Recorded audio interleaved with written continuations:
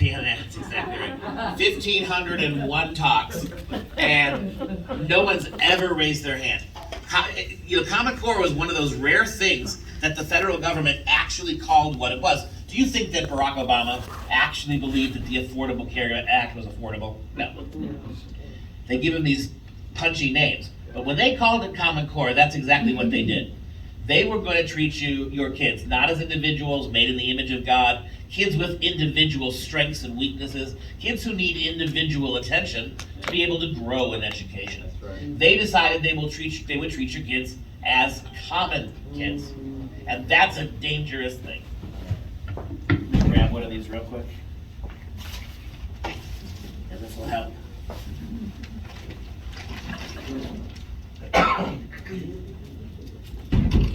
All right. Contraband. All right. And when we say common, I mean collective. What happened is that we've been, ever since we created the Federal Department of Education in 1979, which was totally illegal, that's when things got really bad. Because prior to 1979, all the money that the state of Michigan got from the federal government for education came directly from Congress to your state. Every kid in your state was worth the same amount of money. Every kid in the country was worth the same amount of money. It was very simple. You got how many kids you got. Here's what the feds are going to give you. It went directly to Michigan. Then we created the Department of Education, and immediately in 1979, that money went first now to the Department of Education, not to you. And what they started doing, which is exactly what they wanted to do, they started changing American public education to serve their needs, not yours. They used that money to bribe and to blackmail. Not everybody got all the money. A lot of states were told, well, if you're not going to incorporate this latest progressive math program in your school, we're not going to give you the money. And all sorts of sociological garbage. This has gone on long before the Department of Education. But what's really so damning about 1979 is the Founding Fathers made no provision for public schools for a reason. They knew that if you put some kind of federal entity in charge of education, like in every country in the history of the world, that federal entity would use the power of education to take kids away from you, to segregate them, separate them from their parents, to brainwash them, to become good little corporate citizens, progressives, and that's why they made no statement at all. Which means, and you know from the Constitution, right, that which is not given to the federal government belongs to the states. We should never, ever have had a public school system. If anything, we should have had a state-based public education system. That would be the most we could do. And so part of the problem is, as we look at it now, in 1850, from 1776 all the way to 1850, and actually before that for 100 years of the colonial period, we had no public school system, and America was the most literate country in the history of the world. Right up to about 1850, Americans were 95% able to read. It's a stunning number. And we did that when parents were the primary educators of their kids. Yeah. And then in 1850, a very bad man, there's a lot of very bad men in educational history, Horace Mann, decided that we needed a public education system. Where did he look to create this public education system? Well, it probably will surprise you to learn that the American public school system was modeled after the Prussian system. Prussia was a large military area of Germany in the 19th century. You may remember Otto von Bismarck and leading up to the militancy of what would become the Nazi regime. The Prussians actually took their children away from the parents at the age of 2, completely boarded them, they fed them, they gave them health care, they educated them 12 hours a day in state propaganda, so that they would grow up to remove any stain of loyalty or love for the family or for the local religion, which of course in Germany and the Soviet Union too was Christianity. They broke those kids down using sex, by the way. The Prussians did it, the National Socialists, the Nazis did it, the Bolsheviks did it. They used sex with young kids to remove and push them away from their parents. Think about this for a second. One of the most unique things about Christianity, it's the only religion in the history of the world that is predicated primarily around the virtue of humility, self-denial, right? You think about who Jesus is. He's the Son of God. He created the universe. And yet, when he entered this world, he entered not as a king, he entered not as an emperor, he had no armies, he had no wealth. His entire mission was to downplay his own power to become a sacrifice. That's really unique in the history of religion. And humility means, among other things, modesty, innocence. If you can take children raised as Christians and then sexualize them at very young ages, you destroy humility. You destroy. How many times are you now seeing the media celebrating 7 and 9 and 11-year-old boys who are doing drag queen strip shows? Right? The more sexually flamboyant, the younger the kid, the more attention they get in this culture. That's what they did. That's how the Soviets broke their families up and destroyed Christianity. That's how the Nazis did it. And unfortunately, that's what your country is doing right now. So Horace Mann put the system in. Let me give you a quick quote from Horace Mann about his own public school system. He said, and I quote, "This public school system of ours will not make your children any smarter. It will not make better doctors or philosophers or physicians. No, instead, our public school system will break down and centralize and control American children." That's what he said as early as 1852. So we're now seeing the complete winning of this, right? For a long time, the system kind of went across. Then when you got 1979, and for the first time in American history, you had an organization who was put in place to oversee American public schools. We're 45 years into this now, and you can see just what everybody was worried about, right? So, Common Core. That common is important. The progressive left decided, and it didn't start there. Think about 1979. By the time you got into the 90s, you had Goals 2000 with the Bill Clinton administration. Goals 2000 was an alignment for American public schools with UN initiatives, including what we now know as UN 2030. But then then you get to George Bush, No Child Left Behind. What's the one way you can make sure no kid's left behind? Well, then you got to lower standards, don't you? Every time you raise standards, what happens? Kids fall behind. The entire No Child Left Behind was a scam. It was made to socially promote kids, regardless if they learned anything or not. And then you get Common Core with Obama. And that was the final nail in the coffin of a free American public school system. Free in terms of ideologically free. What happened was they decided that if there's any difference in kids' knowledge, if there's any difference between children when they graduate, that must be it's got to be racism. It's got to be sociological prejudice, right? So what they decided to do is, instead of trying to raise the low-performing kids, which we've been doing since the Great Society in the 1960s, right? Spending how much? $20 trillion was transferred from the haves to the have-nots in the middle of the 1960s all the way up till today. That money was geared to make inner city kids better at school, and none of it worked. And so what they decided, the progressives, is instead of further educating the lowest performers, what if we held down the high performers? And by the way, this is equity. You notice how progressives and Republicans, the number of Republicans who are now using the word equity instead of equality, you should call them on it every time. Amen. Equity is socialism. It is outcome-based education. It doesn't matter, in a liberty country, a free country, equality means opportunity. Does everybody have a fair shot? Does everybody get to go to school? Is everybody able to try to make some of themselves? And ever since we turned the FBI forced those two little girls, black girls, into the Alabama schools 55 years ago, there has been equality of education. Everybody gets to go. Everybody can take a chance. Everybody has opportunity. What equity is of course, it's the socialist model. Because equity means that when you go to school, you can work as hard as you want, or you can drop out in high school. You can be a good student, or you can be lazy. You can try or you can not try. You can care or not care. And you got what you deserved, right? Mm-hmm. And then, of course, the problem with that is it means difference. right? The other word that's the big word right now in education besides equity is inclusion.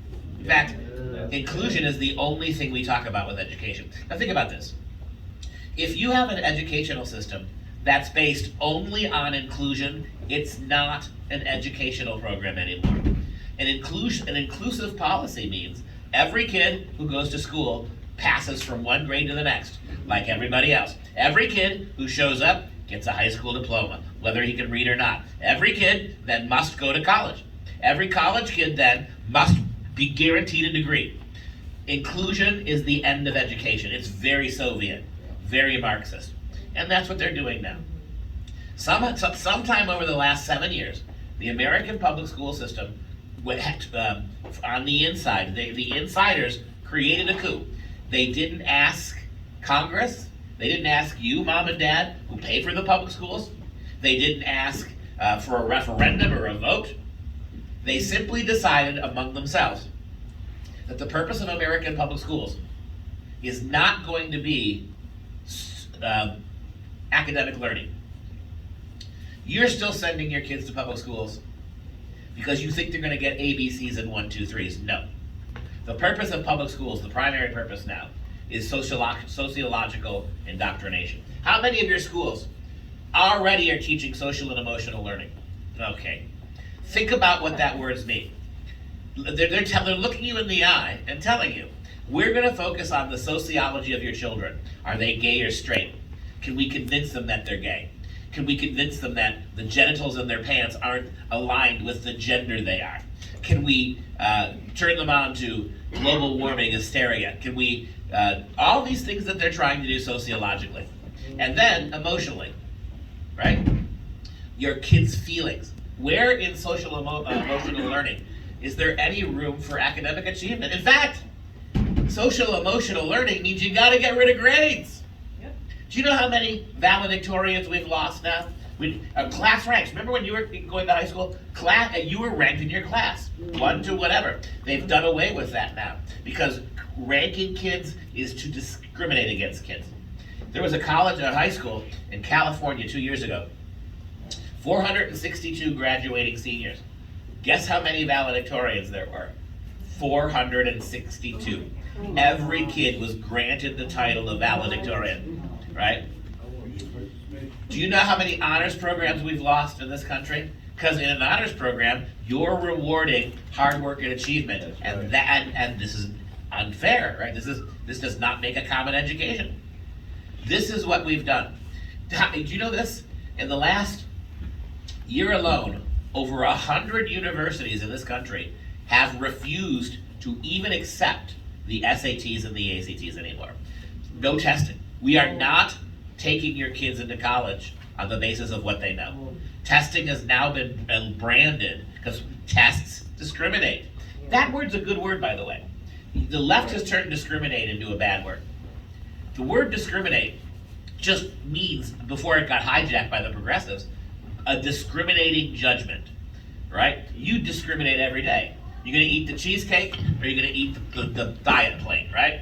Are you gonna drive 80? You're gonna drive the speed limit. We discriminate every day. In fact, if you don't, you're in a lot of trouble.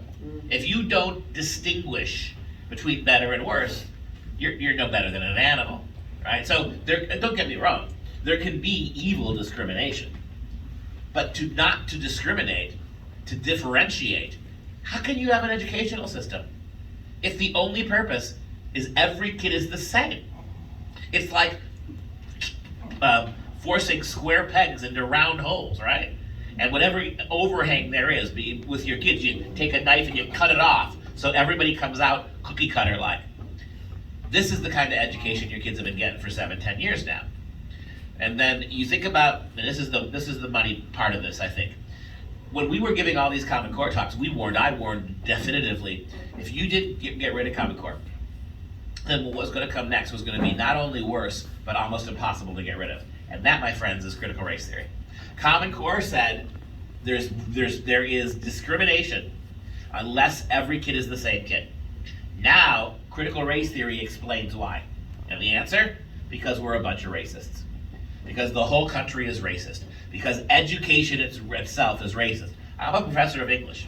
I've been told by my university, stop teaching grammar, stop teaching writing, stop teaching punctuation and capitalization, because there is no one right way to write. I was told by one professor, if your kids want to write a paper in emojis, let them go. And pat them on the back for being creative. So as a professor of English, we have been forbidden to making kids better writers. However they write, you remember the ebonics craze 20 years ago? Well, it won, right? However you speak, however you write, that's perfectly okay. In fact, the less perfect, the less correctly you speak, the more you're rebelling against white supremacy. The more ignorant of math you are, the more heroically you are rejecting white supremacy. This is the point. So Common Core set the standard for that sociological, socialist way of viewing education, and now come the progressives. And the reason for difference is because every aspect of your culture is racist. So what I want to do here is demonstrate to you right away, because this is going to help you. Once you realize that critical race theory has nothing to do with race, maybe I'm talking, you guys seem to be, I think he's pretty right, motivated and intelligent. But it's still, one of the reasons that Common Core and critical race theory is winning is because far too many Americans don't want to get involved in race and don't want to get involved with racism. Why do you think they picked race? They knew it was our Achilles heel.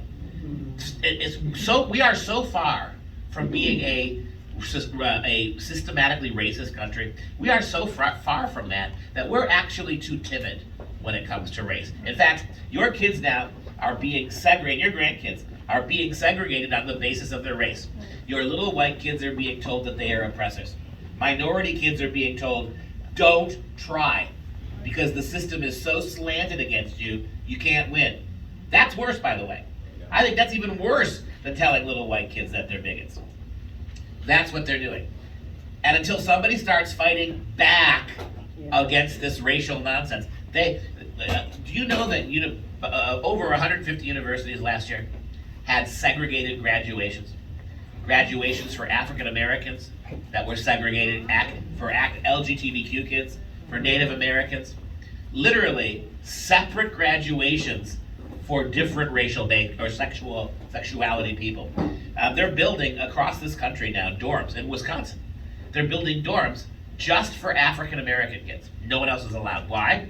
Because you've already decided that America is full of white supremacists, and to be white makes you a white supremacist, no matter what you do. How can we ask victimized African Americans to share a bedroom or a floor with white people? In other words, what the progressive left is doing is they are reintegrating segregation. The last aspect of slavery to die in this country was segregation, long after Jim Crow was set aside. You had segregated lunch counters, segregated buses, and the 1964 legislation ended that, federally at least. And now the same progressives are resegregating the public schools in the name of critical race theory. They are not avoiding or rejecting or repudiating race. They are not creating a system of equality. What they are doing is using racism to punish your kids and to give credit to kids who even can't read in the name of progress. And this sounds unbelievable. Trust me, you will see. You will see the evidence for this moving forward. So, all right, let's start here. There is hope. I always like to start with hope. And the hope is, when we were fighting Common Core, we got very little help. Most moms and dads weren't interested. It was mostly soccer moms and grandmas, and not many of them. And besides, by the time we started to fight Common Core, it was already in the schools. They snuck it in and paid for it without even telling us. But here with critical race theory, it's stunning how many people are fighting. And this is my first point, notice in this short montage I'm going to show you of moms and dads protesting at school board meetings. Look at how diverse it is. Look at how many African Americans are fighting this. Hispanics are fighting this. Why? Because African American people have figured out holding white and Asian kids down is not helping my black kid read. And so notice how, again, radically diverse this is. That should make you really proud, because everybody demographically is pushing back, except for the progressives who did this. So take a look at this. Stop indoctrinating our children. A Loudoun County parent and former spokesman for the Trump Justice Department says a group of parents from his organization, Loudoun Parents for Education, have been threatened for opposing critical race theory. It's a set of ideas that law and institutions are inherently racist. Now you have kids not liking their own parents. You have black kids that are now racist against their peers. We never saw that. You all went down a road because of what you see nationally. Young people, we witnessed rioting and looting in some of our largest cities, came out of an education system that had taught them to hate America. CRT is racist, it is abusive, it discriminates against one's color. Let me educate you. An honest dialogue does not oppress. An honest dialogue does not implement hatred or injustice. You cannot tell me what is or is not racist. Look at me. Now the same school district wants to threaten to fire teachers who do not agree with a critical race theory. You are the face of privilege. School board, I quit.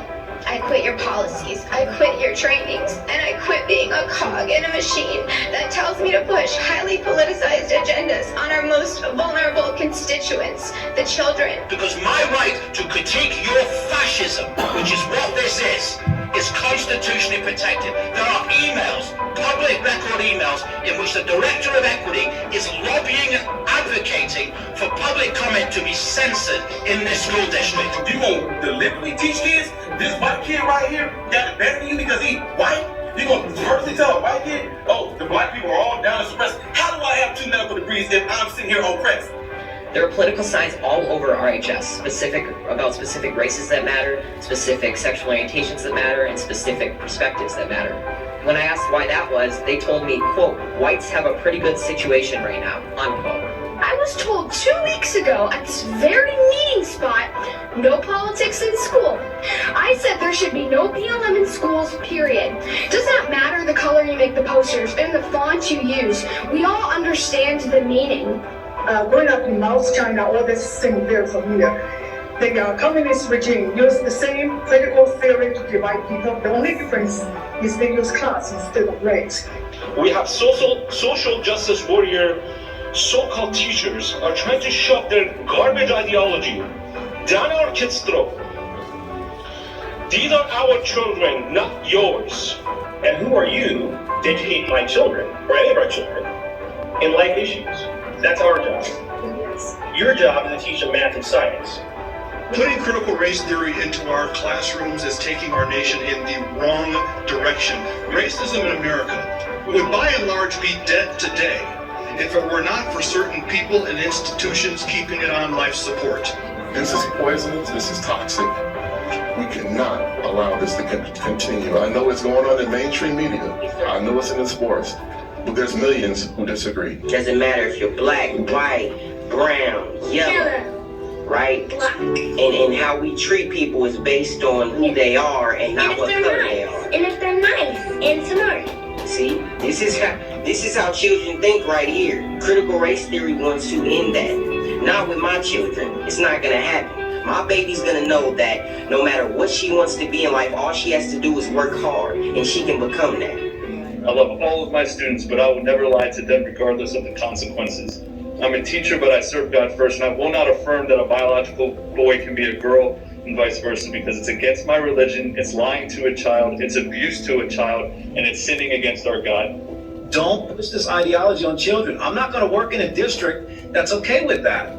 You need to make a clear statement on how many genders are there, because parents they're already pulling their kids out of public school. They're doing homeschool options, they're going online. It's going to increase as this liberal ideology comes into our school.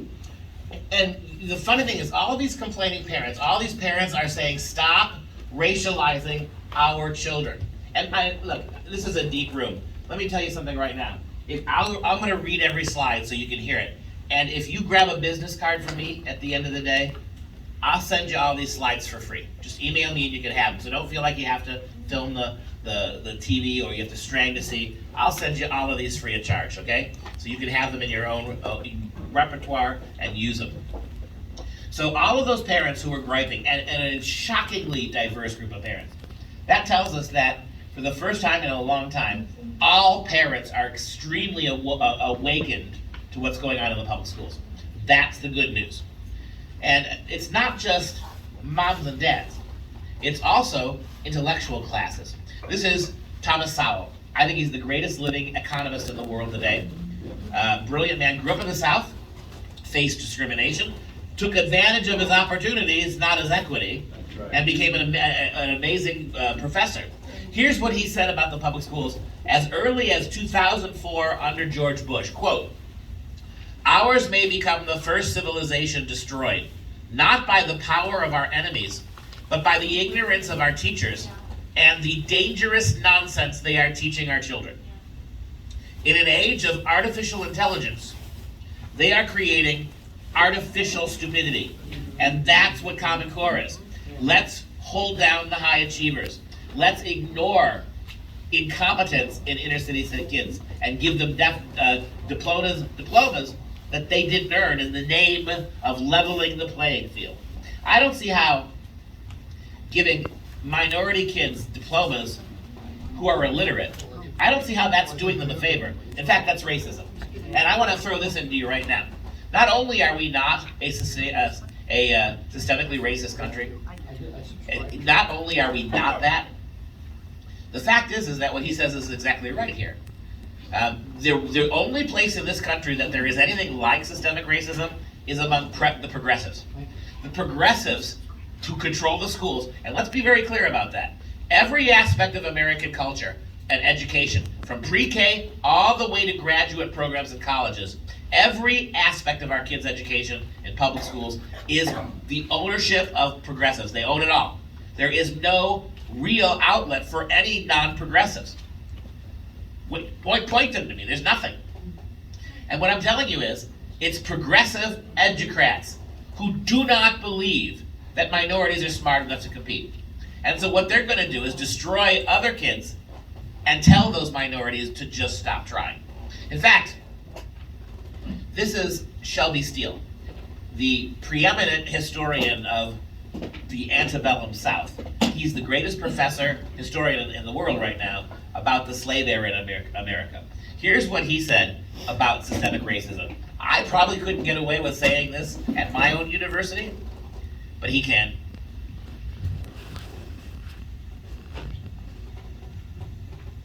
We are as free as you can possibly be free. We have enjoyed freedom now for some 50 or so years. Our problem has been a lack of development. This is not a systemically racist society. It is a systemically goodwill toward black people society. The people in this country are rooting for us. They're not holding us back. They want us to do well. We are not taking advantage of our opportunities, right? He's exactly right about that, right? You think about how much money has been transferred to the have-nots in this country. Many of them are minorities, but let's be very clear about this. Demographics are demographics. The largest group of poor and undereducated people in this country are white people, just demographically so, right? And those underserved white people, along with many inner city minorities, have been benefiting for 50 years. Set-asides, all kinds of programs. My whole adult life, I'm 55 years old, my whole adult life, I've never left the system. I went to kindergarten all the way through high school, graduated high school, immediately got a first master's degree and then a second. Then I got 6 more years I spent at a PhD, and then I started teaching for the last 30 years. I do not remember a single time in all of my education where there weren't special degrees, programming, counseling, money for the low-performing kids. This isn't a racist country. Do you know, in the last 100 years, let me qualify. Is there still racism in the world? Yeah. Is there still racism in America? Sure. But the question here, this is what critical race is telling your kids, and this is what you have to fight. We are not a systemically racist country, because if we are, then you have to cheer when they pull it down. When they destroy the American flag, when they pull statues off of monuments, where they rename schools, right? If you believe we are a systemically racist country, then you can't do anything but destroy it. And that's what they're telling your children. Destroy it. For the last 100 years, 85% of immigrants to this country have been black or brown skinned. 85. How does that jive with a systemically racist country? We are the most diverse country in the history of the world, and it's not even close. You'd have to go back to the ancient Romans to come anywhere near an equally diverse country. And the fact is that we've all gotten along reasonably well, and every decade that goes on, things have gotten better for all classes. Our children, they love African American music. They idolize African American athletes, and no one gives them a hard time for that. And then, how about last summer, when you had Black Lives Matter and you had Antifa in the street, burning and looting and engaging in all sorts of civil and violent disobedience, and you had armed cops, tens of thousands, in full soldier mode. Did those cops beat down those protesters? Or did they just stand and look? Who got arrested? People were burning down buildings right in front of them. They didn't arrest anybody. Who's been seriously tried? Now, again, my point is, how can it be a systemic racist country when that kind of white force meets minorities clearly violating the law and nothing happens to them? Again, we're not a perfect country, but name a country, another country in the history of the world who fought a war to end slavery. If we are a systemically racist country, why is it that human rights, black rights, individual rights, gay rights, women's rights, why did all of those things start here and nowhere else? You can't, I have this conversation with my kids all the time. My students believe to a student that that slavery is exclusively an American problem. It's me, their English professor, that has to tell them it's not true. I've got Christian and Jewish kids in my class who don't even remember Pharaoh. And speaking of Pharaoh, if you want to talk about the history of slavery, then the very first great slaveholding nation in the history of the world was an African nation, right? And let's talk about the Native Americans. Empires are evil and bad, right? Because empires use slaves to build their treasures and their palaces. Well, what about the Aztec, the Maya, and the Inca? The Aztec, in one weekend, murdered 82,000 Indians in one of their religious circles, their services, ripping hearts out to the sun god, offering them. These were conquered native tribes that surrounded them. Do you ever hear this when you hear history? And now you've got the 1619 curriculum, right? Which they're rushing to get in your schools. It's one great big lie. It is in that book, which, by the way, liberal historians have said is rife with error. Almost everything written is a hyperbolic or just flat out wrong. That program that's filling your kids' schools right now starts in 1619, 1 year before the Mayflower, and it takes you through American history, only looking at American history through the lens of slavery. How was World War II? A slave war. The Vietnam War? The Depression. The only thing you talk about is how formerly enslaved peoples dealt with these things. The 1619 program, you think about this for a second. You know what?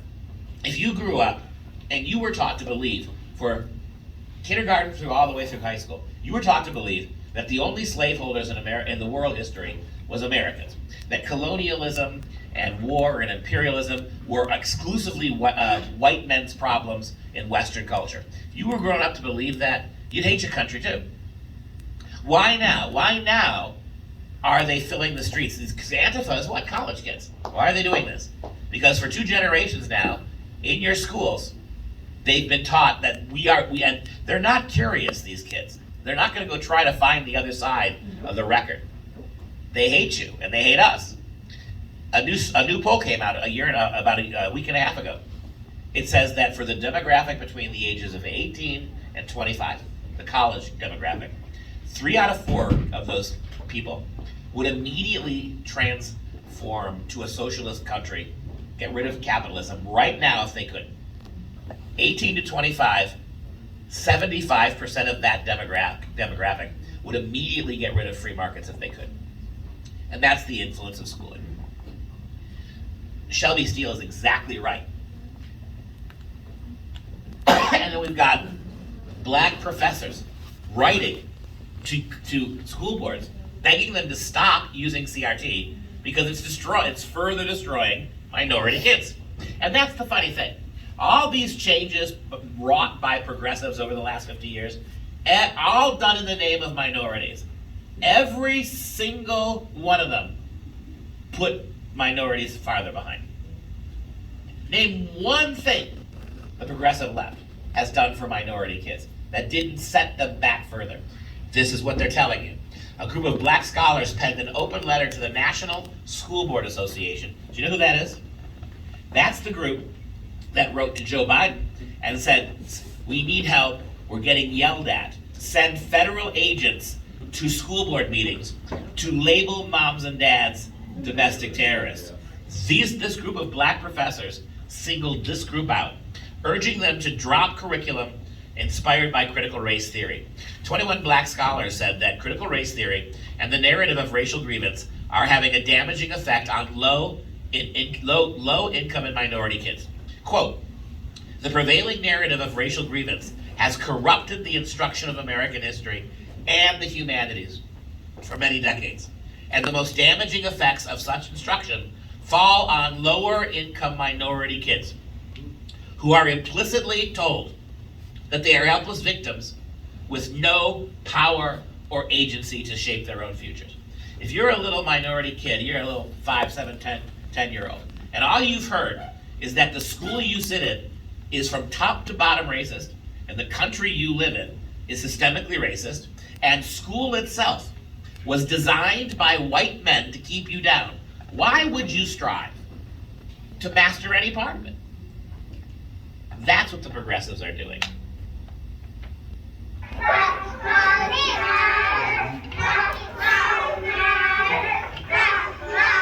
5-year-olds.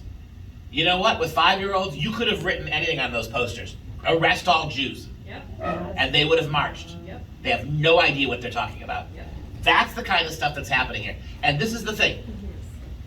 When you're dealing with children this young, you are absolutely indoctrinating them because they do not think abstractly. They do not have the ability to move beyond this. Again, that kind of militant activism that you see here is exactly what the Hitler Jugend did with the children that they had, right? And so this is what they're doing. These kids are pawns in this racial game. This. Just want to counteract that. I actually pulled my daughter out of AM Culp because of the 5th grade teacher who lined those students up from whitest to darkest, made them turn around, and the white ones needed to apologize to the black ones. Now, do not tell me that it did not happen, okay, in this district. You need to put an end to this. Kids do not see color, and you are segregating them and you are separating them. This is not okay. Do something or get out of those damn chairs. A white liberal professor, female, a teacher, actually decided that she was going to look at kids to determine who was the whitest and ordered them from whitest to darkest, and each of the whiter ones had to turn around and had to apologize to the kid next to him for 2,000 years of systemic rape, murder, and colonialism. These kids don't even know what they're talking about. This is what happens. This book is in 36 Wisconsin school districts. In the Madison area, it's being read to 5-year-olds out loud. In Ohio, it's 26. In Michigan, the last count I said, congratulations, Michigan, 41 school districts, right? This book is a book for little children that equates whiteness with demonology. To be white is to be a devil. That's the point of it. And the title of the book is It's Not My Idea. Little white girl, I didn't ask to be born white, it's not my idea. And look, you got the two major symbols of white supremacy in this country, the flag and the cross. Here's the opening page. Whiteness, the very first words, whiteness is a bad deal. It always was. When you're teaching this to 5-year-olds, this is the same thing as saying Jews are diseased vermin, right? Yeah. They're rats. This is exactly what you're doing. When I tell you, we are not fighting racism with critical race theory. We are loading our guns and shooting into the face of our children full-blown racism. And notice, there's the devil on the other page. See the pointed red tail? But that devil is wearing a business suit. He has hiding behind a $20 bill, and he has orange hair. Who do you think he is? Right? Whiteness is a bad deal. It always was. All right. Here's a contract binding you to whiteness. You get stolen land, stolen riches, special favors, and then there's a little footnote that says land, riches, and favors may be revoked at any time for any reason. Whiteness gets to mess endlessly with the lives of your friends, neighbors, loved ones, and all fellow humans of color for the purpose of profit. The only price is your soul. Sign below. Wow. Dude, we can see your pointy tail. Yeah, who do you think is trying to make this deal? Not an angel. And then we got this to counterbalance this, right? Who wrote that book? It's a good question. Is it somebody that's got their phone out? So you can look it up real quick. It's called, we gave you the title, not my idea. I don't remember who the author is. But then you've got this. The Colorado School Board voted in at a school board meeting critical race theory unanimously. Then the man I'm about to show you stood up at the end of the day and gave this speech, and there was a second vote called, and they immediately removed it. Think about what we've been seeing here, and watch this. I am the direct descendant of the North American slave trade. Both my parents are black, all 4 of my grandparents are black, all 8 of my great-grandparents, all 16 of my great-greats. On my mother's side, my ancestors were enslaved in Alabama. On my father's side, we were enslaved in Texas. I am not oppressed. I'm not oppressed, and I'm not a victim. I'm neither oppressed nor a victim. I travel all across this country of ours, and I check into hotels, and I fly commercially, and I walk into retail establishments, and I order food in restaurants. I go wherever I want, whenever I want. I am treated with kindness, dignity, and respect, literally from coast to coast. I have 3 children. They are not oppressed either, although they are victims. I've taught my children they're victims of 3 things: their own ignorance, their own laziness, and their own poor decision making. That is all. My children, we are not victims of America. We are not victims of some unseen 190-year-old force that kind of floats around in the ether. Putting critical race theory into our classrooms is taking our nation in the wrong direction. Racism in America would by and large be dead today if it were not for certain people and institutions keeping it on life support. And sadly, very sadly, one of those institutions is the American education system. I can think of nothing more damaging to a society than to tell a baby born today that she has grievances against another baby born today simply because of what their ancestors may have done 2 centuries ago. There is simply no point in doing that to our children, and putting critical race theory into our classrooms in part does that. Putting critical race theory into our classrooms is not combating racism, it's fanning the flames of what little embers are left.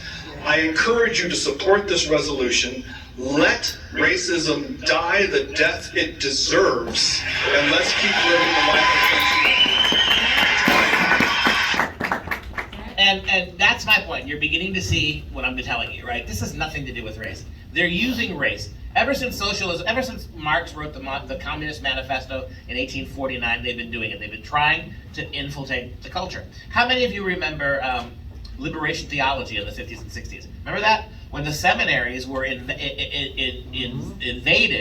by Marxist dialectic that argued that if Jesus were alive today, he'd be wearing a Che Guevara shirt and marching on the barricades, right? It was a subordination of Christian doctrine to Marxist dialectics. I'll prove it to you. When you hear this Pope talk, do you hear a socialist or a Christian? He's commie. Of course. Where'd he grow up? The fever swamps of Marxist South America in the 40s and 50s. When did he go to seminary? Right in the middle of liberation theology. His entire education and formation was in socialist dialectics. That's why when he talks, the single most recognizable Christian in the world isn't a Christian.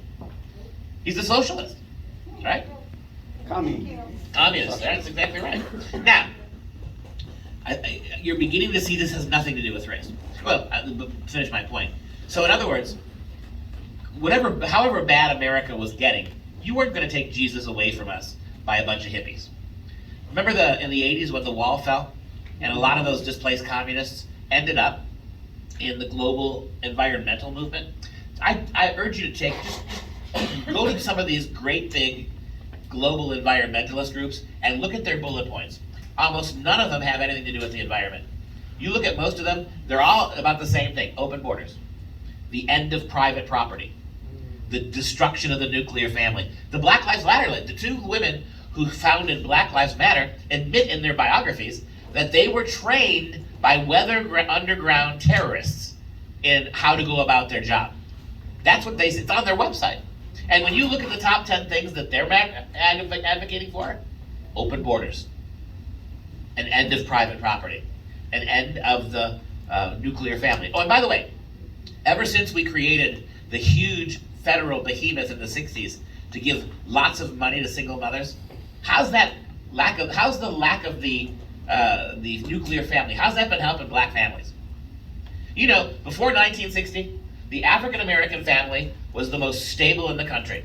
The one that was most likely to stay together, the one that almost never got divorced. Dad was always in the home. And then comes the big nanny state. And right now today, 8 out of 10 black babies are born to single mothers. And the highest abortion rate among any race by far is African Americans. You could make an argument that that's an odd way to use your opportunities. How does government, especially progressive government, destroy everything it touches? Now, if it's not about race, then she's going to tell you what it is. She ran away from Mao's China in the early 60s. She saw. I'm going to ask you, listen to what she has to say. How many of the things that she saw with the Red Guards in China in the Great Leap Forward, how many things did you see on the streets of America last summer and in our universities right now? I've been very alarmed about what's going on in our school. You are now training our children to be social justice warriors and to loathe our country and our history. Growing up in Mao's China, all this seemed very familiar.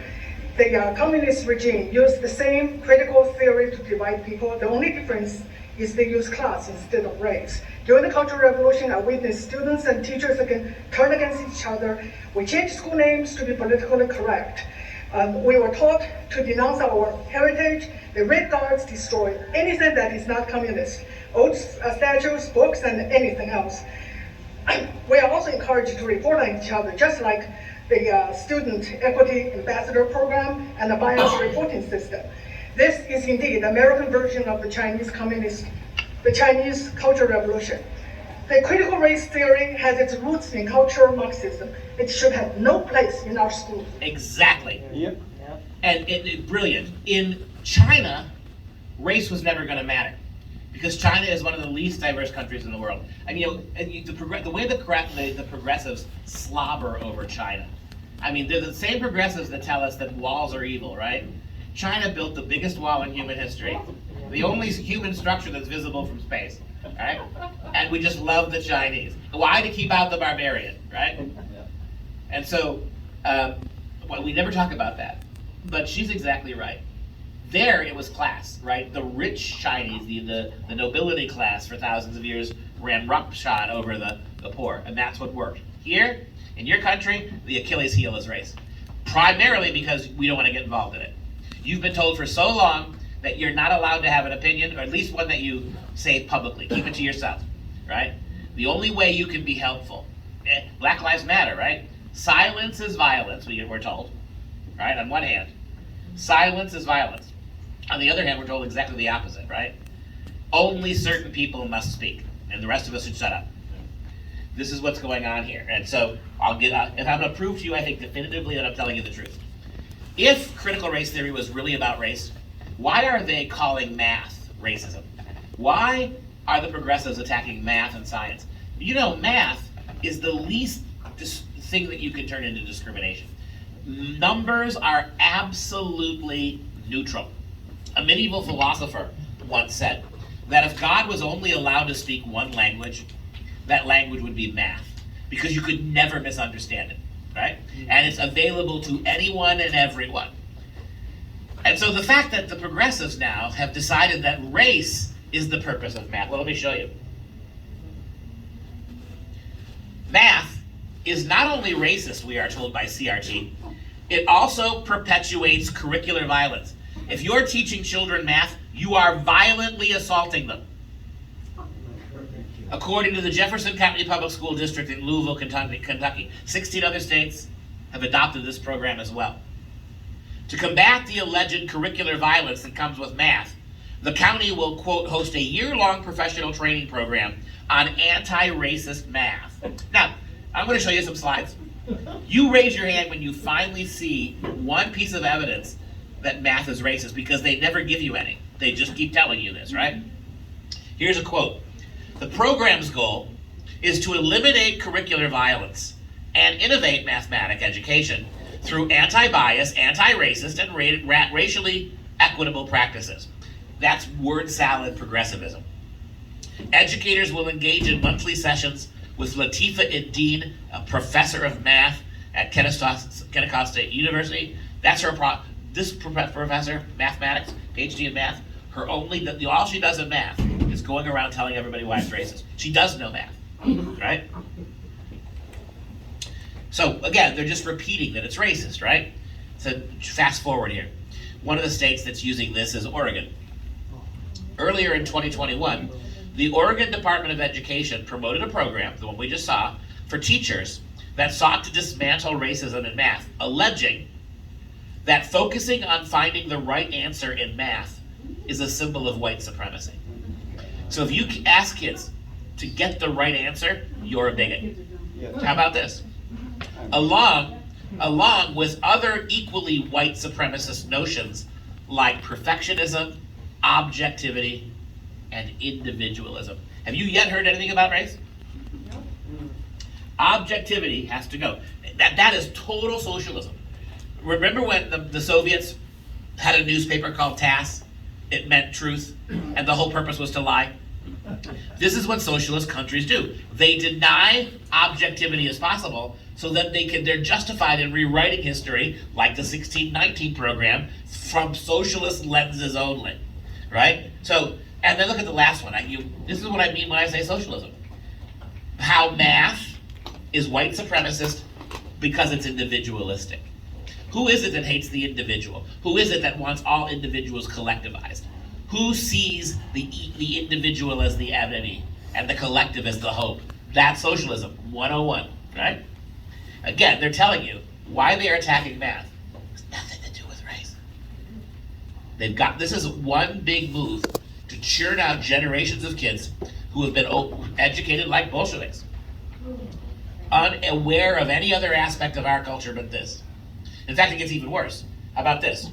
Objectivity is described in this program as the belief, it's not true, that there is such a thing as objectivity or being neutral. As a matter of fact, if there is no such thing as objectivity, guess what you cannot have?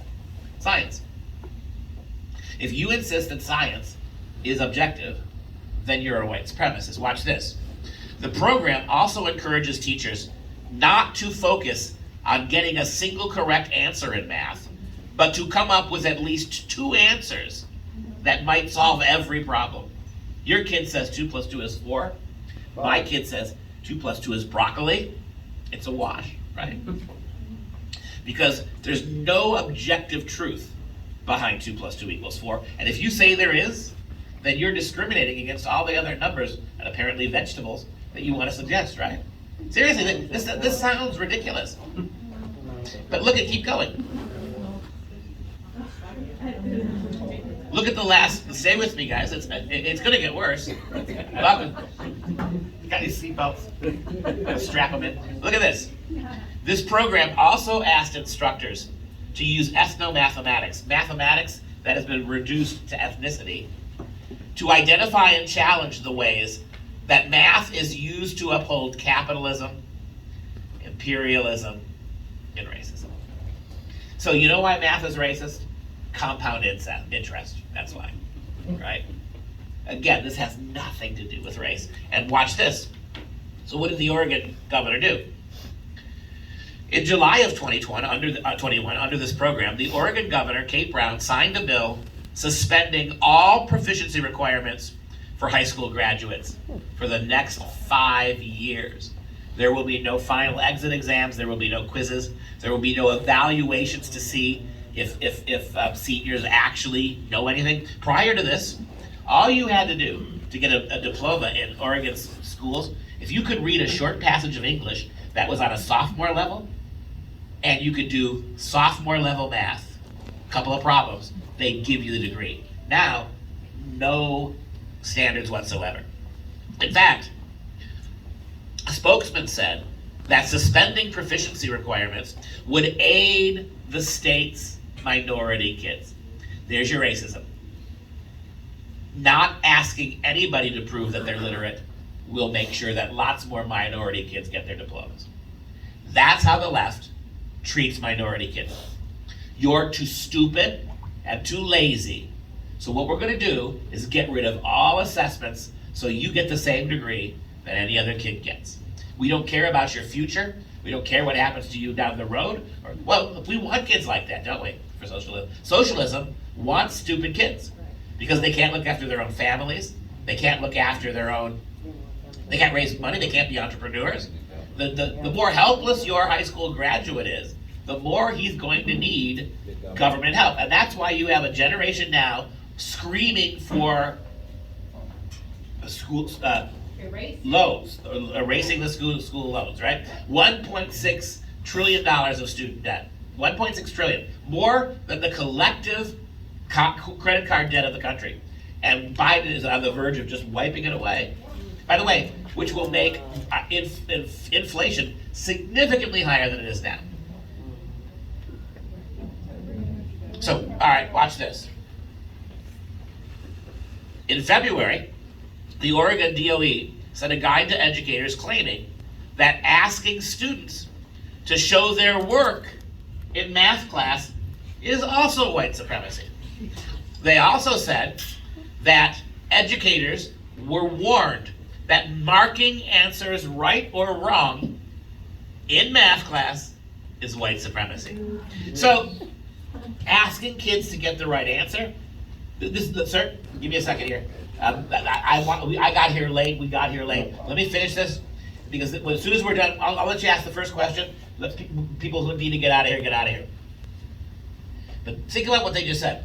If you ask for right answers in math, it's white supremacy. If you ask kids to show their work, it's white supremacy.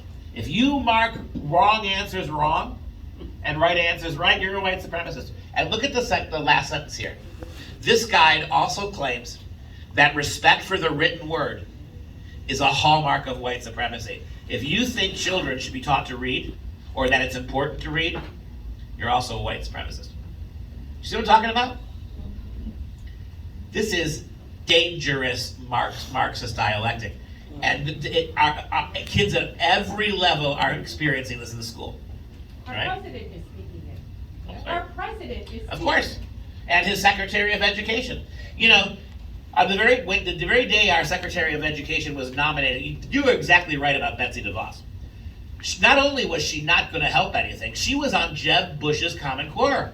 Remember when Jeb Bush was the only Republican pushing Common Core? Yeah. She was the chairman of his Common Core organization trying to get that garbage in your kids' schools.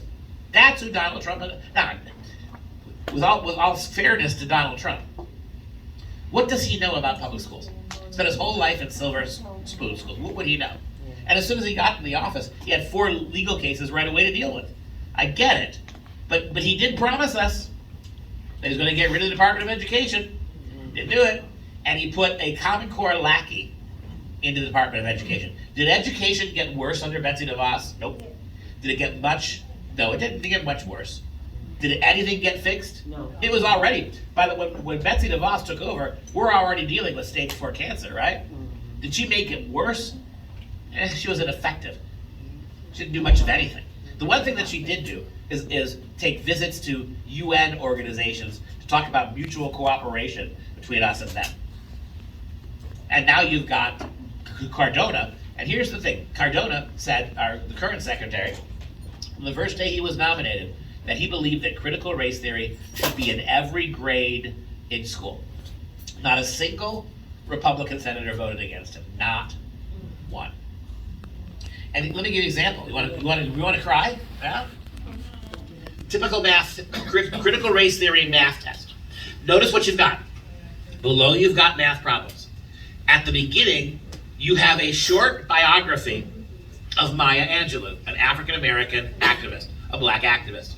What you do is before you take the test in math, you read the short blurb, and then this is the questions. All right?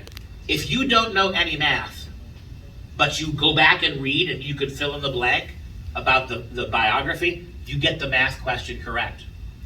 Notice, here's your question. Y equals x plus 2. 3x plus 6y equals 12. And if you don't know that, well then all you have to do is answer this question. Angelou was sexually abused by her mother's boyfriend, brother, or father. And if you go back, flip the test over and find that, then you'll know that the answer was boyfriend.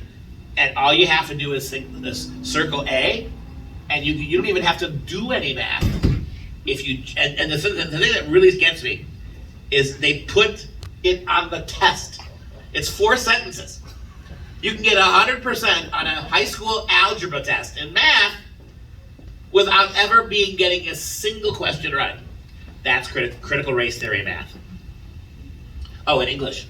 And just this past week, 4 days ago, as a matter of fact, the NTCE, the National Council of Teachers of English, the organization that decides what English language arts kids will study in public schools, they came out and said this following, quote, "The National Council of Teachers of English declared that reading books and writing essays is overrated, and it's time to decenter those ideas. Stop doing them. Reading books and writing papers in English class must stop. What are we going to do instead in English? Critical race theory. The new emphasis is to be digital media and popular culture. Not enough Britney Spears in the curriculum, apparently. And the new focus of all English classes is to address inequalities." This is where your English is going. Pure Marxist indoctrination. You see what they did to math. These are the English teachers organization telling you that books don't matter. Last September, I had a group of freshmen, 25, and for the first time this happened. I always ask them this. They read this. My freshmen at University of Wisconsin, they have about a 7th grade reading level. These are freshmen in college, accepted to college. They read at a middle school level. So I asked them, I said, how many of you have ever read a book cover to cover? They were so bad. Not one of them. Not one of those kids had ever been asked to read a book cover to cover. And now they're college kids. When I started teaching Shakespeare 30 years ago, I taught 13 plays a semester. Now I teach 4 because it takes me 2 months just to teach them how to read before we can even move forward. My senior English majors, the graduating ones, they have a 9th grade reading level. 40% of the students at my university shouldn't be there. But that's inclusion, right? See, the purpose of school is inclusion. So again, think about this. If that's the purpose, for the last 200 years in this country, by only sending to college the best kids, we've been including the idiots, right? Well, how do we make up for our horrible past? We start bringing to college specifically kids who can't read and write. See, that's equity. Those kids, even though they can't read and write, they get diplomas too. See? So in other words, your colleges now are basically 4-year extensions of high school. And by the way, after 4 years of college and all their other schooling, a high school graduate in 1970 would have known more than your college graduates know. And this is what happens. This is an inner city Baltimore school. This is how the progressives treat black kids. This is a 96% black school. Almost all black kids. Watch this. In reading, 628 Patterson High School students took the test. 484 of them, or 77%, tested at an elementary school reading level. That includes 71 high school students who are reading at a kindergarten level and 88 students reading at a first grade level. Another 45 are reading at a second grade level. Just 12 students tested at Patterson High School were reading at grade level. That comes out to less than 2%. And let's be very clear about those statistics, right? The bottom line is if your graduating senior has a kindergarten reading level, he can't read. Kindergarten kids don't read. If your kid's a first grader, he's not a reader yet. In other words, 1/3 of all of those kids don't read at all. And all of them, every one of them, all the seniors, got diplomas. And listen to this, 75% of them have been accepted to college. There you go. That's equity, right? I'm going to skip, this is kind of Wisconsin-centered stuff, I'm going to skip this, because it's not as much helpful. Now, I think I've proved my point to you. Critical race theory is not about race. Critical race theory has hijacked race because we know a lot of people are going to back down, especially if you're white. You don't want to get involved in these things, right? It's messy. You know what's going to happen? You defend your kids, they're going to call you bigots, right? Look at how our Republicans deal with it. The minute somebody calls a Republican a racist, they immediately drop what they're doing and turn tail and run. Right? All you got to do to scare a Republican into doing nothing, right? Not all of you, and hopefully the ones we elect have a spine, but the ones we've got, many of them, just call them racists. How many Republican governors vetoed Republican legislatures that were trying to get rid of men in women's sports? That had to be overridden in Kentucky, Oklahoma, Utah, the Republican governor, right? So I think my point has been proved. If it's not about race, and it's not, then what it's about here is radical social change. Don't forget that Hitler and Marx and Lenin and Stalin all said the same thing. Some variant of this quote is attributed to all of them. You can have, in the West, your colleges and your houses of parliament and your senates. Give me your elementary schools, and I will have communism in one generation. Abraham Lincoln understood it. He said the philosophy of the classroom in just one generation becomes the philosophy of the government. This is what's happening here, and there's no way stopping it. So, what is critical race theory then? How do you explain it?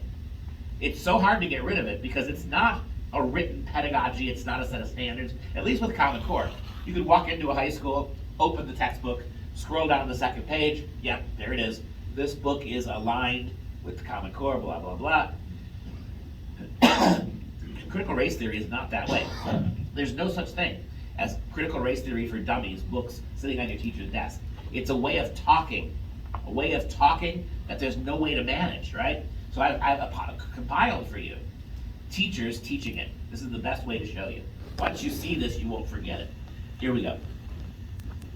Your parent wants to talk to me about their profession and their opinion on their profession. I would love to hear that. I know very little about anything else in the world other than education, okay? However, if your parent wants to come talk to me about how I'm not doing a good enough job in distance learning based on what you need as an individual, just dare them to come at me. Because I'm so sick to my stomach of parents trying to tell educators how to do their job. You just pay for it, right? They're your kids that you've sacrificed on these altars, right? And notice the problem. You want individual care for your kid. You want me to treat your kid based on who he is. Who do you think you are? And notice what she said. This should scare the pants off you. I know nothing about anything in the world except education. Look, with all due respect, the weakest, most lame major in any department, any university, college, is education. It's a joke. all the kids that can't pass math and reading and they end up circling the drain in education. Now, don't get me wrong. The very best education majors are as good as any of my kids, but the vast majority, let me tell you why. When your daughter wants to be a high school math teacher, what does the education department do? The department sends it to real math teachers, right? Your son wants to teach middle school English. They send the education majors to us, English professors. We teach them English. So what's left for the education majors to do? Nothing. There's no subject matter there. That's why education is so susceptible to all of this unmoored theory. It's all theory, right? It's all made up. There's nothing empirical about it. That's why education departments are also the most radically leftist of any department in a college campus. Do you want to do something serious for the state of Michigan? Press with all your might to get your legislators to find alternative ways for people to become teachers. You should not have to spend 4 years on a college campus being subjected to this kind of indoctrination. If you have a degree in math or English or history, you can teach you can teach middle school and high school teacher right now. Other than maybe a couple courses in classroom management, what do you really need? But now, the only way you get there is if you run the mill at a big university. Tell me what happens. University of Michigan, right? 91 diversity officers. 80% of them making $100,000 a year or more. 91 diversity officers. You know what their job is, right? They only get that money if they keep finding discrimination. That's remarkable, isn't it? And you beat Ohio State again, guys. They only got 81, right?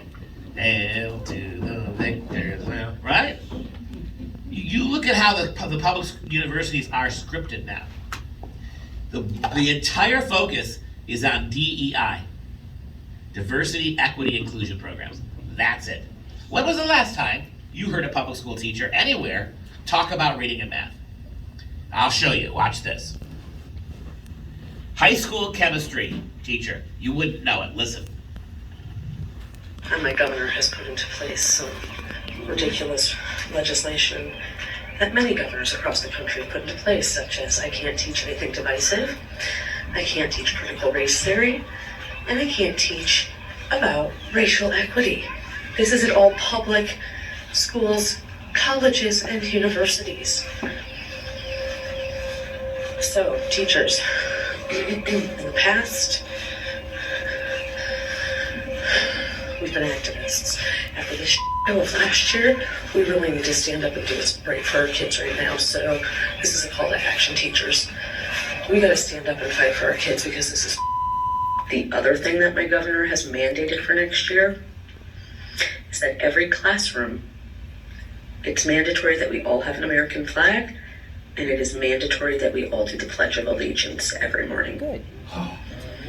You're gonna be hearing from me a lot. She didn't do it next year. Let me tell you a little bit about the population of my school. 51% of my students are Latinx, and many of them are undocumented, and many more have parents who are undocumented.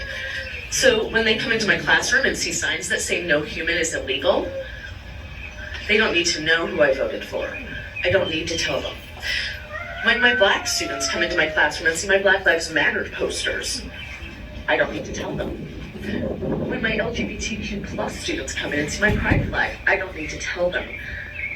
Because they know that I have used my critical thinking skills and have decided to vote for whoever is on the side of fighting for human rights. She's a high school chemistry teacher. Why is she obsessed about teaching? I can't teach racial equity. I can't teach. This isn't the problem, I'm telling you. And look, she didn't put the flag up even though it became a law, and her kids don't say the Pledge of Allegiance.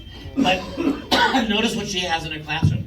She has a gay pride flag, propaganda about immigrants, Black Lives Matter. This is something you should be very aware of. Maybe even worse than what your kids are hearing in the classroom. If you get to go into your schools, watch how the teachers have decorated their classrooms. I, as a 30-year teacher, I know you cannot put political stuff up on your classrooms. However conservative or Christian I am, you can't skew a classroom. That's where a kid is supposed to be free to figure it out himself.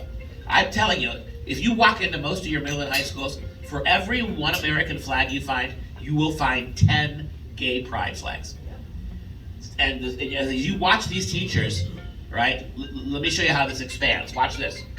This one. Okay, so during third period, we have announcements and they do the Pledge of Allegiance. I always tell my class, stand if you feel like it, don't stand if you feel like it, say the words if you want, don't have to say the words. So my class decided to stand but not say the words. Totally fine. Except for the fact that my room does not have a flag. It used to be there, but I took it down during COVID because it made me uncomfortable. And I packed it away and I don't know where, and I haven't found it yet. But my kid today goes, hey, it's kind of weird that we just stand and then, we say it to nothing. And I'm like, oh, well, I gotta find it, like I'm working on it, I got you. In the meantime, I tell this kid, we do have a flag in the class that you can pledge your allegiance to. And he looks around and goes, oh, that one? Oh, God. Yeah, so this is the narcissism of your, the one thing all these teachers have in common is they have no commitment to helping children. This is them, it's about them, what they are, how they are. That's not teaching, it's indoctrination. The entire ethos that teaching out is to meet a child where it is gone. The purpose now is to force ideology on him. And watch this. Happy Pride, everyone! It's June 1st, the start of Pride Month. Here's what I got going in my classroom. I got these flags from Target in the dollar bin, so that's amazing. They didn't have all of them in the collection that they came out with, so I got all the ones that they had. As well as the inclusive Pride flag. I pledge allegiance to the queers. Yep, that's who you pledge allegiance to. And the thing is about this, the politics of this, right? That she feels absolutely no compulsion to force this on children. All the flags in the room are all those ones that were on the board, all the multicolored flags of the LGBTQAB+++, all got their flags now, right? And those flags, I'm telling you right now, your public schools are more loyal to those flags than they are to this country's flag. You'd think a subject like music would be off base? No. Would be free from this? No. Here's a music teacher who's teaching her kids what an ostinato is, but she does it by inventing a song in which all parents are named terrorists.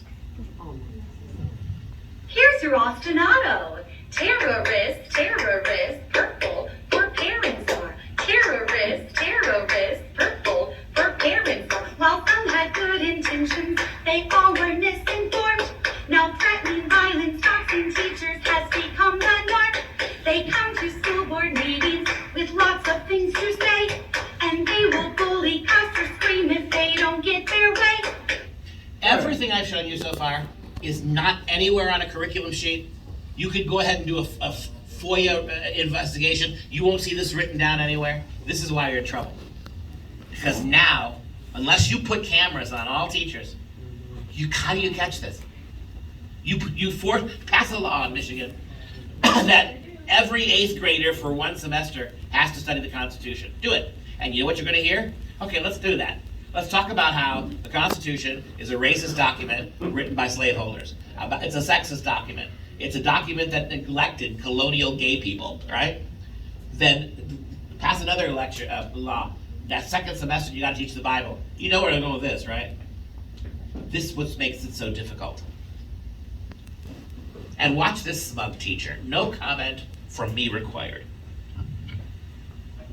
So I see how you think that you've done something here because parents or community members have voiced concern to their elected official, which is how that process works. Not bringing it to a teacher, right? They're taking it to the elected official. And now that legislators are trying to implement these things. But still, in fact, a parent, not my boss. I don't actually answer to them, so get bent. Yeah, Mom, get bent. because I don't have to listen to anything you say. And my principal is not going to make me listen to anything you have to say. And my superintendent is going to have my back when I ignore you entirely. And the state of Michigan's Department of Education will underride that support. We don't care. You keep talking to politicians. The progressives realize politics can take them 20 years to do anything. Not all of you, right? But some of them. And so that kind of arrogance, right? If you were banned from teaching critical race theory, how would you continue to teach it? This might not be helpful advice at all, but I'm gonna do it anyway. If I were non-renewed for teaching kids to think critically about race, power, and privilege, facts, and how to dismantle systems of oppression and white supremacy, I'll be gone, I guess. Luckily, there's a teacher shortage, so I'll find somewhere else to do the same thing. And she teaches 3- and 4-year-olds. She's a preschool teacher. Notice what the emphasis is. Power structures of race, white supremacy to 3- and 4-year-old kids, right? And if you tell me, pass a law, couldn't do it anyway. Get fired? I'll just get another job. That girl with the LGBTQ teacher, she got fired for that. Walked 2 districts down the road and got hired again. All right, these next 2 videos are important. I think they are the best illustrations of critical race theory you're ever gonna see. The first one is actually at Penn State University. I've already told you what happened to English classes. We're not teaching language anymore. We're not improving kids' writing. And so if we're not gonna do writing and we're not reading serious books, you know what we're doing in English classes now? Seminars on critical race theory. This is an 800 student class taking a mandatory CRT class as freshmen. Watch this. I just take the average white guy in class, whoever it is, it doesn't really matter, dude. Dude, this guy right here, like, stand up, bro. What's your name, bro? Russell. Russell. Look at Russell here.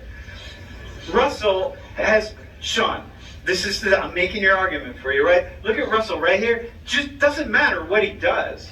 If I match him up with a black guy in class, or a brown guy even, but let me just stay with a black guy in class who's just like him, has the same GPA, looks like him, walks like him, talks like him, acts in a similar way, has been involved in the same groups on campus, takes the same leadership positions, does whatever it is. Russell has a benefit of having white skin. Is that still true? No. In a university, you got a complete. Wouldn't be president. That's right. In a university, you have an equally qualified black and white kid. The university is picking the white kid. When your local fire department, police department, 2 kids show up, equal grades, one's black and white. They're picking the white kid. Any federal job in this country, if you show up, equally qualified white and black kid, taking the white kid now. This is lies. There may have been a time in America that was true, but they're all here. There's 800 kids in the same freshman class of college. How persecuted is this black kid? That's systemic racism. Exactly. For the whites. It is. And watch this next clip. If I did what he's about to do, he's going to get a white kid apologize for being white. If I did that to any student of mine for any reason, I would, well, as long as they were non-white, I wouldn't have a job. So, bro, how's it feel knowing that push comes to shove, like your skin's kind of nice? I don't know. I mean, it makes me feel like sad because, like, God knows I don't deserve it. You know what I mean? Like, I didn't choose to be white, so like, you know what I mean? Like, it makes me upset that, like, you know, my brothers and sisters of like other races can't like experience those things for something that I didn't like. You know, I didn't do anything to like deserve that. You know what I mean? So like, I don't know, it just makes me upset. So this is the problem with white people. The question then becomes is what should we do? Can you imagine saying that about any other race? This is the problem. But you know, here's the thing. It's even deeper than you think. Because notice what happened. That poor kid did exactly what the professor wanted. He quit, he sold out his race, he apologized, he groveled. And then the professor turned around and said, this is the problem with white people. What do we do about it? Don't ever apologize to these bastards, ever. No. Yes. Fight them, stand up and Never. fight them, right? Racism is racism is racism. The idea that you feel that, as that one fella said, well, it all comes back to whether you buy the lie of systemic racist or not. Now, this is a white high school teacher lecturing a black student about this picture he found on the internet. What this seems to be a picture of. It's just two people chilling. Right, just two people. There's nothing more to that picture? Nah, not really. Just two people chilling. I don't believe that you believe that. I don't believe that you look at this as just two people. I think you're being intentionally coy about what this is a picture of. What are you being coy about? It's two people standing back to back in a picture. Yeah, and that's all you see is two people. I'm confused on what you would like me to speak on in that I don't think you are. I'm not trying to call you out, but you come out off of mute to talk about what this is a picture of, and you act as if there's nothing noticeable about this apart from the two people. Well, I'm confused. Are you trying to get me to say that there are two different races in this picture? Yes, Is that I am asking you to say that. Well, at the end of the day, wouldn't that just be feeding into the problem of looking at race instead of just acknowledging them as two normal people? You can't look at people and not acknowledge that there are racial differences, right? But if we're going for, let's say if we're looking for equality within all this, then why would we need to point out things such as that? Because those differences are real things. And now you know. No matter what else happens, the one and only thing you will going to see in everything is race. Over and over again. You can't see anything else. There's no such thing as race neutral. Everything in the world circles around race. Race is the only thing that matters. And I hope you recognize how paternalistically racist that is. Now, God has a sense of humor. That high school teacher picked this off the internet. He didn't know that those two girls are fraternal twin girls. Same mother, same father, right? Wow. Yeah. It's unbelievable when you think about it, right? Watch this. This dude was hired to teach an entire state full of teachers what the purpose of high school is. $300,000 his firm to do this. And the thing that I think we offer, because I certainly don't think we offer learning per se. I think what we offer are relationship.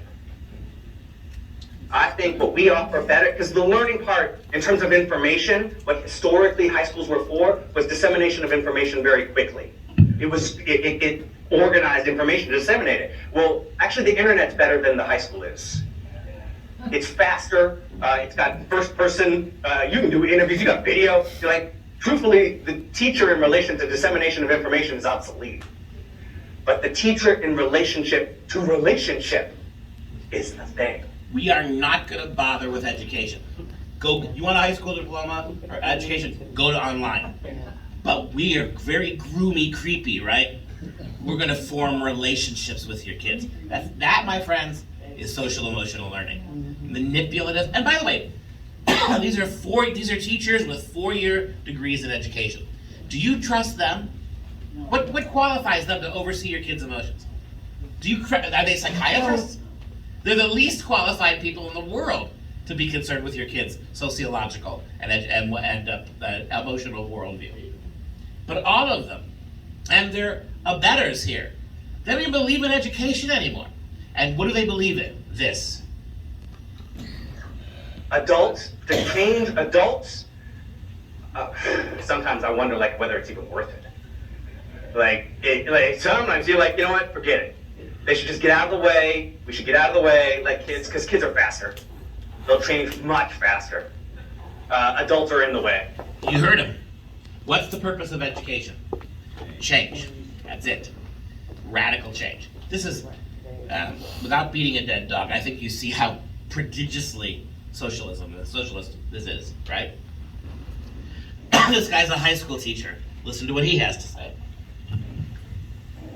I teach high school, and most days of the week I come to school in stilettos. I get to stand at about 6'6", and the reason why is so I can create an explicitly queer space for all of my students. That way they know that this place is a place for them, by them, and because I never had one of those growing up. So, yeah, bit of a beast. So this teacher with the gay pride flag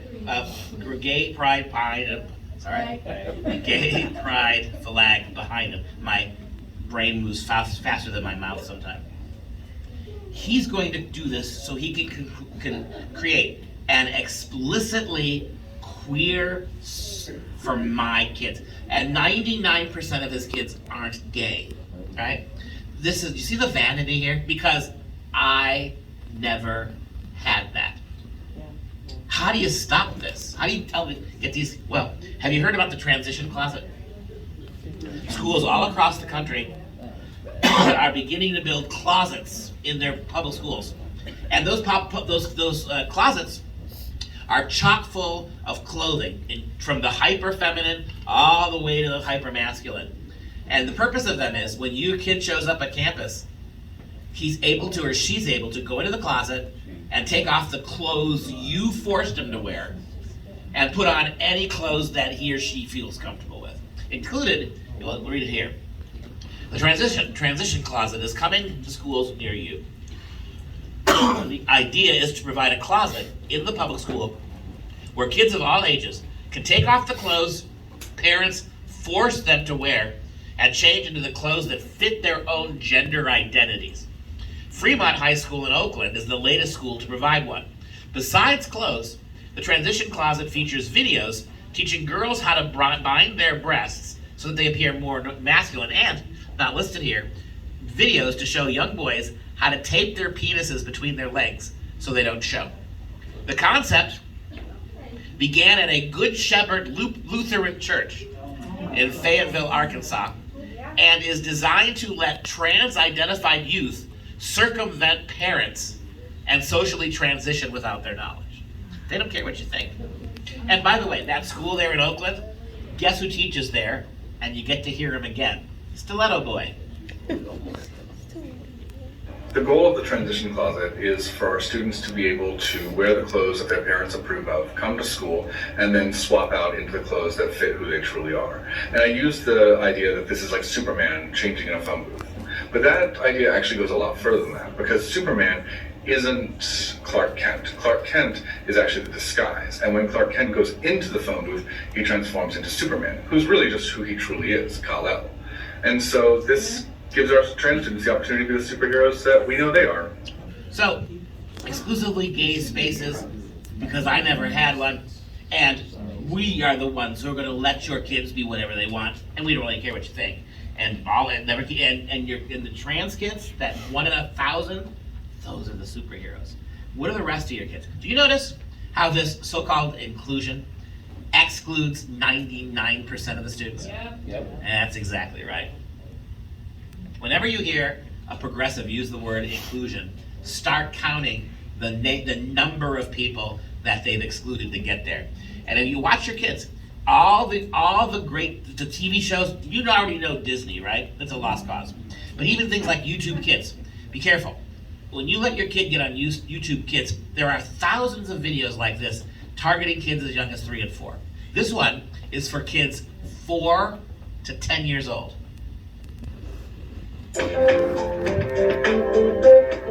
This one has a penis. It's a boy. This one has a vulva. It's a girl. Whoa. Let's hit the brakes, people. The way your body looks on the outside is only part of the story. Huh? What? Stay with me, gang. You're sick. I'm going to skip it. Then you get a description of gender. But notice what happens. The doctor's an idiot. Whoa, this one has a penis, it's a boy. And the little colored girl gets to lecture the doctor on science. By the way, gender. I want you to know this. The word gender, in its long history, never ever was applied to the human body. The only meaning of gender for 500 years in the English language was language. When European languages, the Latinate languages, Spanish, right? Latino, Latina. Gender always and in every way only applied to language. It's only in the last 25 years that progressives have adopted that word. See, they needed something to displace science.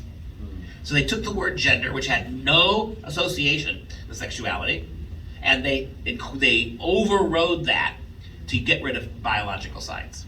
The doctor's the scientist. Woo, right? And this one is for kids. Should we warn folks? Oh, yes. This, if you got kids here, we're going to kind of get into some of the rough territory now. So if everybody's fine, I'm fine. There's dozens of companies have come out, publishers of books and online videos for public schools. All of them are about radical progressive sexuality. This will never appear, this video I'm going to show you would never be on the daily roster of what's going on in the classroom. These teachers go to these sites and then they start showing kids this without you having any, not even in health or biology class, just showing them in class and then backing off. You'll never know if it's happening in the school. Watch this one for kids as young as 5 to 12. Am I a bad person for watching porn? Hashtag Ask-A-Maze! Absolutely not. Watching porn doesn't make you a bad person. It means you're curious. It's normal to want to know about sex and naked bodies. I mean, look at this guy's penis. Isn't it just unreal? Whoa! That's a fun cartoon for elementary to middle school kids. That kind of stuff is in your kid's school, but it's not part of the formal curriculum. It's not written down. These things, that amazed. Did you see the number when I started that video? There were like 12 different categories of sex that you could find dozens of videos to show kids. This guy is the one truth teller you find, and I want you to listen to what he says. Because he's exactly right. He got fired for doing it, took the bullet, but he told the truth. I'm the science coach and admin in the largest public school district in Indiana. I'm in dozens of classrooms a week, so I see exactly what we're teaching our students. When we tell you that schools aren't teaching critical race theory, that it's nowhere in our standards, that's misdirection.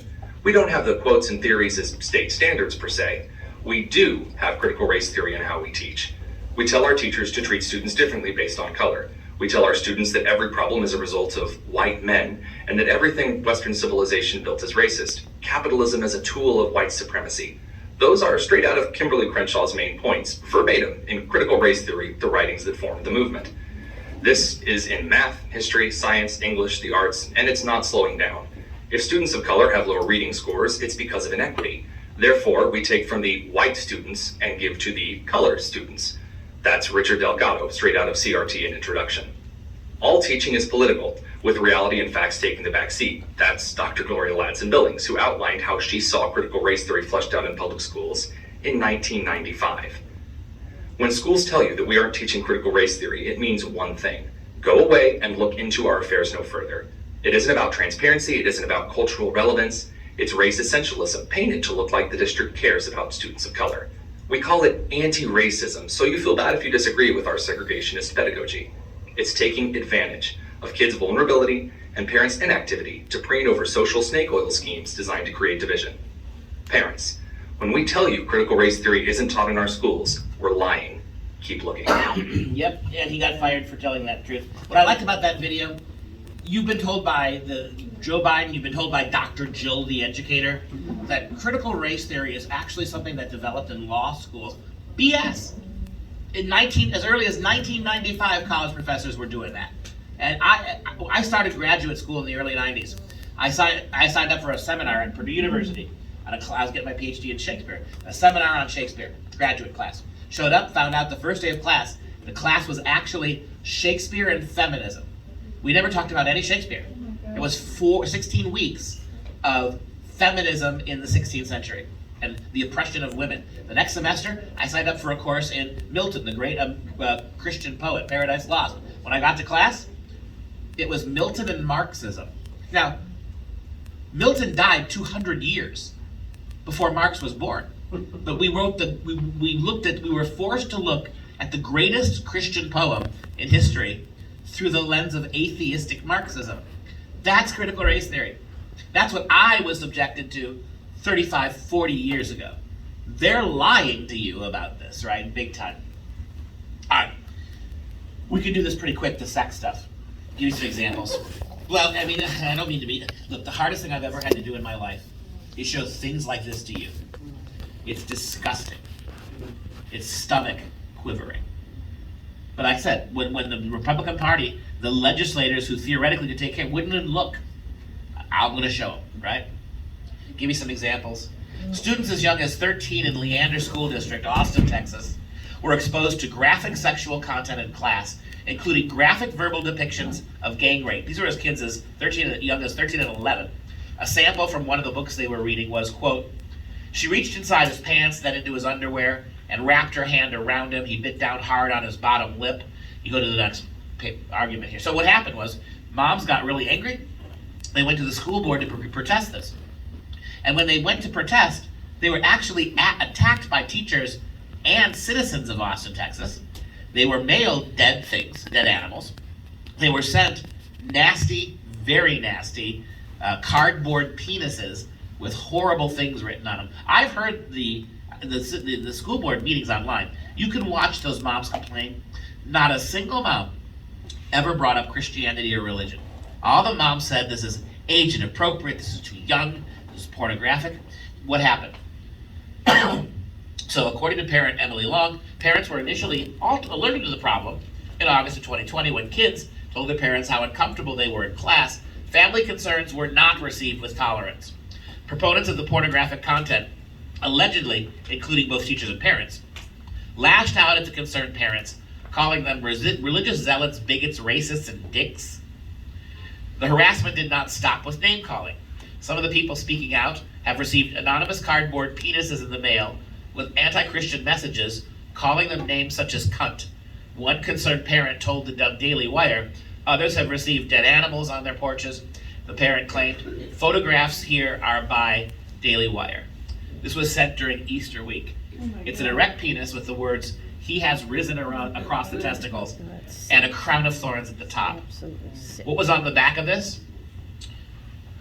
"Stay hateful, you bigoted cunt," was written on the back.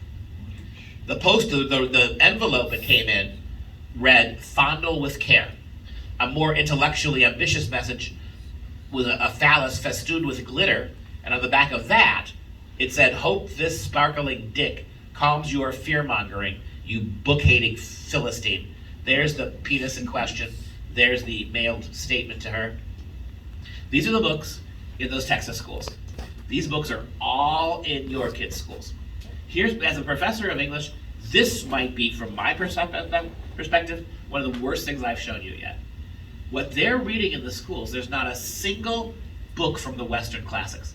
We have 2,000 years of the most brilliant literature ever written. They're not reading the Odyssey, they're not reading Shakespeare, they're not reading Jane Eyre, they're not reading Dickens, or Huckleberry Finn, and sometimes they're not reading books. This is what's happening. All of these books right here, they're pulp, they have no literary value. They're pulp novels. They were written in the last 2 or 3 years, all sponsored by LGBT groups, Planned Parenthood, and others. Every one of these books has graphic violence, graphic sex, incest, and not just incest and rape, but also sex between adults and children, pedophilia. All right? The bluest eye. Yep, take one of these. Out of Darkness. This book is recommended for kids from 9 to sophomore year. Here's a passage. It's all about an adult male African American who rapes his black 12-year-old stepdaughter and then rapes her again the next day, but before he does again, he ties the 10-year-old stepson to a tree and forces him to watch. "Shh," he said. He took one of her hands in his and squeezed it. "Come on over here." He pulled her to her feet close to him. He shifted in his pajamas, and the part of him that made him a man stuck out, reddish and purple and frightening. She'd never seen one before except on a baby. This was different. He lifted her hand to his mouth and licked. I'm not going to go any further. No. Later in the book, 6 Mexican youth rape a girl.